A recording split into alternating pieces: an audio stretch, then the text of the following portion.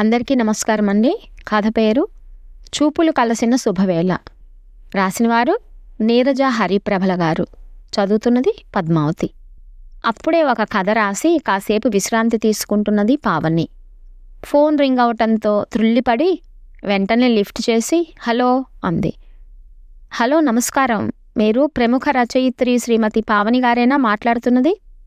అవతల నుంచి ఒక మహిళ స్వరం వినపడుతోంది. అవును, నేనే అంది పావని. మేడం, మేము స్త్రీ శక్తిని సంస్థ నుంచి ఫోన్ చేస్తున్నాం. నా పేరు విమల. నేను మీ గురించి, మీ రచనల గురించి చాలా విన్నాను. మా సంస్థ వార్షికోత్సవం సందర్భంగా మీ ఆర్టికల్ కావాలి. మీకు అభ్యంతరం లేకపోతే మీ జీవితంలో ఏదైనా సంఘటన గురించి కానీ, లేదా ఏదైనా మీ దృష్టికి వచ్చిన సంఘటన అయినా సరే మీరు చెప్తే దాన్ని మేము మా సంస్థ వార్షికోత్సవం సావనీరులో ప్రచురిస్తాం. దయచేసి మీరు మా కోసం కాస్త సమయం వెచ్చిస్తే మేము చాలా ధన్యులం. ప్రముఖ రచయిత్రి అయిన మీరిచ్చిన ఆర్టికల్ మా సంస్థకు హైలైట్ అవుతుంది. మీరు అనుమతిస్తే నేను మీ ఇంటికి వచ్చి కలుస్తాను. ప్లీజ్ మేడం అంది అభ్యర్థనగా విమల. సరే, సాయంత్రం 5 గంటలకు రండి అని తన ఇంటి అడ్రస్ చెప్పి ఫోన్ పెట్టేసి తన పనులలో మునిగిపోయింది పావని. సాయంత్రం 5 గంటలు కాగానే పావని ఇంటికి వెళ్ళింది విమల. కాలింగ్ బెల్ వినగానే పావని తలుపు తీసి ఆమెను ఆహ్వానించింది. నవ్వుతూ నమస్కరించి ఆమెని లోపలికి ఆహ్వానించింది పావని. తనని తాను పరిచయం చేసుకొని పావని చూపిన సీటులో ఆసీనురాలైంది విమల. చక్కగా నవ్వుతూ పలకరించిన పావని మాట తీరుకు, ఆమె సింప్లిసిటీకి, వేషధారణకు చాలా ముగ్ధురాలైంది విమల. తను కూడా కూర్చొని పని మనిషి రంగిని పిలిచి టీ, బిస్కెట్లు తీసుకొని రమ్మంది పావని.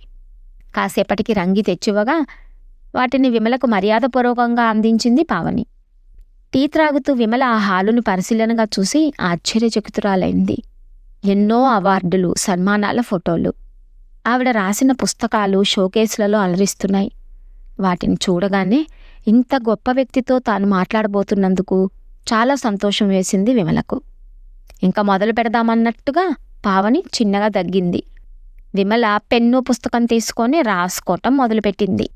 చూడండి విమల, చూపులు కలసిన శుభవేళ అనే శీర్షికన మీరు ఈ ఆర్టికల్ రాయండి అంది పావని. సరే మేడం అంది విమల. అందరికీ పెళ్లిచూపులు, వివాహం అనేది జీవితంలో మరపురాని మధురమైన ఘట్టాలు. కానీ నా జీవితంలో అవి 2 యాదృచ్ఛికం. పెళ్లిచూపులంటే వరుడు వధువుల చూపులు కలవటం, ఒకరినొకరు చూసుకోవటం. నిజం చెప్పాలంటే అసలు మాకు పెళ్లిచూపులు లేవు. అగ్నిని కూడా నీటితో కడిగే వంశమైన మా అత్తవారింట వరుడు వధువును చూసే అలవాటు లేదట. అందుకని మాకు పెళ్లిచూపులు లేవు. కానీ వరుడు రాకుండా లేకుండా నా పెళ్లిచూపులు జరిగాయి. అగ్రహారమైన మా ఊరిలో మా నాన్నగారు ఆ ఊరి ప్రెసిడెంట్, పోస్ట్ మాస్టర్, వ్యవసాయదారుడు. అందరిలో ఆఖరు పిల్లని నేను. మా అక్కలు, అన్నల పెళ్ళిళ్ళు అయ్యాయి. అక్కల పిల్లలు, నేను ఒక వయసు వాళ్ళం. నాకు 15 సంవత్సరాలు వయసు నిండగానే పెళ్లి చేయ తలబెట్టి ఎవరో తెలిసిన వాళ్ళ ద్వారా ఈ సంబంధం వచ్చింది. అంతవరకు నా కోసం ఏ సంబంధాన్ని కనీసం వెతికే ప్రయత్నం కూడా చేయలేదు మా నాన్నగారు. ఊహ తెలిసినప్పటి నుంచి నాకు చదువు అంటే మహాప్రాణం.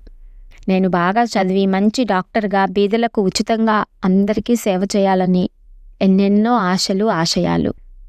బాగా కుగ్రామమైన మా ఊరిలో ఏ వైద్య సదుపాయమూ లేక నా కళ్ళ ముందే ఎందరో తనువు చాలించటం నేను కళ్ళారా చూశాను. చాలా వ్యధ చెందాను. అందుకే మంచి వైద్యురాలనయ్యి అందరికీ సేవ చేయాలనేది నా దృఢ సంకల్పం. కానీ తానొకటి తలిస్తే దైవం ఒకటి తలచింది అన్నట్లుగా విధిరాతను ఎవరూ ఎదిరించలేరు అనేదానికి నేనే నిదర్శనం.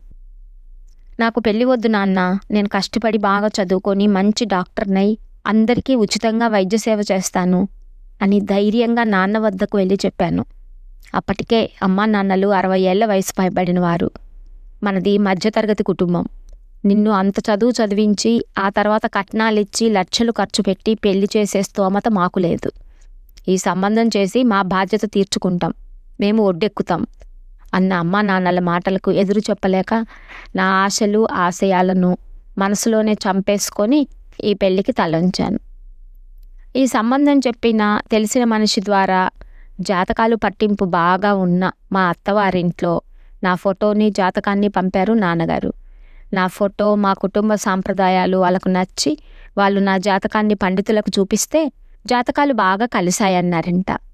మా వాళ్ళు ఆయన జాతకాన్ని అడగనూ లేదు, వాళ్ళు ఇవ్వనూ లేదు. మాకు పిల్ల ఫోటో, జాతకాలు నచ్చాయి, మేము వచ్చి పిల్లని చూస్తాము, కానీ ఆ పల్లెటూరు మాత్రం మేము రాము, ఇంకెక్కడైనా ఏర్పాట్లు చేయండి అని అత్తగారి కబురు అందగానే అమ్మా నాన్నలకు చాలా కంగారేసింది. మా అత్తగారిల్లు విజయవాడే, మా పుట్టిల్లు తెనాలి దగ్గర పిడపర్రు గ్రామం. సరే అని నాన్న తెనాలిలో మా మేనత్త కూతురింట్లో పెళ్లిచూపులను ఏర్పాటు చేసి వాళ్ళను ఆహ్వానించారు. ఆ రోజున నన్ను చూసేందుకు మా అత్తారింటి నుంచి 32 మంది వచ్చారు. అంతమందికి మర్యాదలు, ఫలహారాలు, కాఫీలు, టీలు అమ్మా నాన్న ఏర్పాట్లు చేశారు.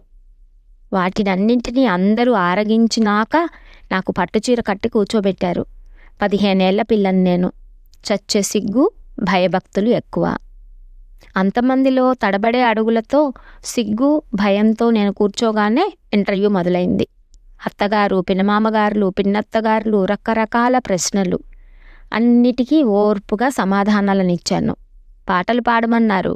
సంగీతం అంటే ప్రాణం కనుక భయం వదిలేసి చక్కగా పాడాను. స్వరం బాగుంది, చక్కగా పాడుతున్నావు, ఇంకా ఇంకా పాడమంటే 5 పాటలను పాడాను. లేచి నడవమన్నారు. అటు నుంచి ఇటు, ఇటు నుంచి అటు. చీర కుచ్చిళ్ళు కాలికి అడ్డుపడుతుంటే తలంచుకునే నెమ్మదిగా నడిచాను. పిల్ల నడక బాగుంది, మాట మంచి చూశాము, పిల్ల నిదానస్తురాలే అనే కితాబు వినిపించింది. తర్వాత వంట వార్పులను గురించి వివిధ రకాలైన ప్రశ్నలు. ఆడపిల్లకు చిన్నప్పటి నుంచి ఇంటి పని, వంట పని నేర్చుకోవటం అవసరం అని అమ్మ నాకు నేర్పారు. కనుక వాళ్ళు అడిగిన వివిధ వంటకాలలో ఏవేవి ఎన్ని పాలు కలపాలో, ఎలా చేయాలో అన్నీ చక్కగా వివరించాను. అందరూ సంతృప్తి చెందారు. కుట్లు, అల్లికలను గురించి నా తోడికోడళ్ళు 3 అడిగితే వాటిల్లో నైపుణ్యం ఉన్నదాన్ని కనుక చెప్పాను. ఇంతలో అమ్మ నేను చేసిన క్రోషియా వైరు బుట్టలు, పూసలతో డోర్ కర్టెన్లు, పూల సజ్జలు, ఫ్లవర్ వాజులు, పర్సులు, ఊలుతో చేసిన స్వెటర్లను అన్నింటినీ చూపించింది. అప్పుడు అవన్నీ దాదాపు వివిధ రకాలైన 150కి పైగానే వస్తువులు. చాలా కళాత్మకంగా ఉన్న వాటినన్నింటినీ చూసి ఆశ్చర్యపోయారందరూ. ఇంతలో 50 సంవత్సరాల వయసున్న వరుసకు తోడికోడళ్ళైన 2 ఆడవాళ్ళు వచ్చి నా పక్కన కూర్చొని చనువుగా నా తల మీద చేతితో సుడి ఏమన్నా ఉందేమో అని చూస్తున్నామన్నారు. సుడి ఉన్న ఆడపిల్లవని చేసుకోరంట. అదృష్టవశాత్తు నాకు సుడి లేదు. సంతృప్తి చెందారు. లోపలికి వెళ్ళి అందరికీ కాఫీలు నన్ను తయారు చేసుకురమ్మన్నారు. అమ్మ నాకు సాయంగా కూడా లేవబోతుంటే మీరు కూర్చోండి, ఆ పిల్ల తెస్తుంది అన్న అత్తగారి ఆర్డర్తో అమ్మ ఏమనలేక మౌనంగా కూర్చుంది. అంతమంది మధ్య నుంచి నేను లోపలికి వెళ్ళి అందరికీ కాఫీలు తయారు చేసి తీసుకొచ్చాను. నీవే అందరికీ ఇవ్వాలి అని పిన్నత్తగారి ఆర్డరు. సరే అనుకొని అందరికీ ఇచ్చొచ్చాను. కాసేపటికి వాళ్ళు మేము ఇంటికి వెళ్ళి కబురు చేస్తామని చెప్పి వెళ్ళారు. అమ్మా నాన్నలు అమ్మయ్య అని ఊపిరి పీల్చుకున్నారు. ఇంతకీ మావారు అందులో లేరు. ఆ మరుసటి రోజు నేను అమ్మా నాన్నలతో మా ఊరు వచ్చేశాము. మరలా వారానికి మా అత్తగారింటి నుంచి కబురు. మాకు పిల్ల నచ్చింది, మాది ఉమ్మడి కుటుంబం కనుక ఈసారి ఇంకా చూడని మా కుటుంబాల్లోని వాళ్ళు వివిధ ప్రాంతాల నుంచి వస్తారు, చూపులు ఏర్పాటు చేయండి అని వాళ్ళు వచ్చి చూసే తేదీని కూడా చెప్పారు. మరలా మా నాన్న హడావుడి. మేము 3 మా మేనత్త కూతురింటికి తెనాలికి వచ్చాం. ఆ మరుసటి రోజు మా అత్తారింటి నుంచి చూపులకు వచ్చారు. ఈసారి 37 మంది వచ్చారు. అందులో కూడా మావారు లేరు. మరలా క్రితంసారిలాగానే కాఫీలు, ఫలహారాల మర్యాదలు మా వాళ్ళు చేశాక ఇంకా వెరైటీ ఇంటర్వ్యూలు మొదలైంది. ఓర్పు, సహనం ఆభరణాలైన నేను అన్నింటికీ సమాధానాలు ఇచ్చాను. వాళ్ళు క్రితంసారిలాగానే ఇంటికెళ్ళి ఏ సంగతి చెబుతామని చెప్పారు. అక్కడే చెబితే వాళ్ళ ప్రెస్టేజీ పోతుందని పెళ్ళైన తర్వాత వాళ్ళ మాటలలోనే మా వాళ్లకు తెలిసింది.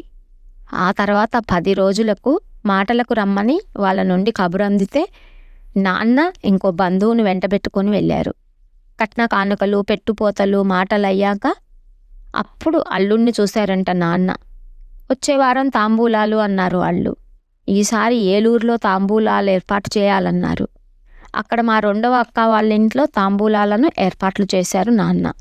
అప్పుడు కూడా ఆయన రాలేదు. ఈసారి 150 మంది వచ్చారు. అందరికీ మర్యాదలు, భోజనాలు. వాళ్ళు సంతృప్తిగా వెళ్ళారు. ఆ తర్వాత 20 రోజులలో పెళ్ళి. అది తెనాలిలో వాళ్ళడిగిన పెద్ద కళ్యాణ మండపంలో 3 రోజుల పెళ్ళిని చాలా ఘనంగా చేశారు. ఎకరం పొలం అమ్మి మా వాళ్ళు. మగపెళ్లివారు 500 మంది వచ్చారు. పెళ్లిలో జీలకర్ర బెల్లం పెట్టాక చూస్తారట వధూవరులు వాళ్ళిళ్ళల్లో. ఇంతకీ మావారు నాకంటే 10 ఏళ్ళు పెద్ద. అది కూడా నాకు పెళ్ళై మా పెద్ద పాప పుట్టాక తెలిసింది. అలా పెద్దలు నిర్ణయం చేసిన పెళ్లి చూపులు కలవని పెళ్ళి. ఇది నా చూపులు కలిసిన శుభవేళ అని నవ్వుతూ ముగించింది పావని. ఆవిడ చెప్పినదంతా వ్రాసుకొని పుస్తకం పెన్నుని బ్యాగులో పెట్టుకుని, నిజంగా చాలా బాగుంది మేడం మీ చూపులు కలిసిన శుభవేళ అని ఆవిడకి ధన్యవాదాలు చెప్పి తన ఆఫీస్కు వచ్చింది విమల. కథ సమాప్తం.